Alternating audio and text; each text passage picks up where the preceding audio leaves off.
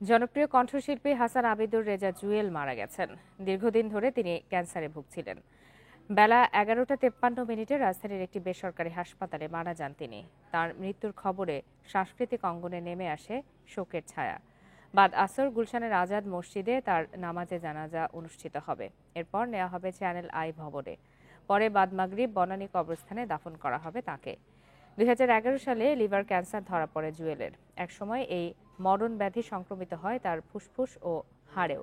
তখন থেকে দেশ বিদেশের বিভিন্ন হাসপাতালে চিকিৎসা নিচ্ছিলেন তিনি। গত 23 জুলাই রাতে জুয়েলের শারীরিক অবস্থার অবনতি হলে জরুরি ভিত্তিতে তাকে হাসপাতালে নেওয়া হয়। এরপর থেকেই তিনি আইসিইউতে লাইফ সাপোর্টে ছিলেন। মৃত্যুর সময় তার বয়স হয়েছিল 56 বছর।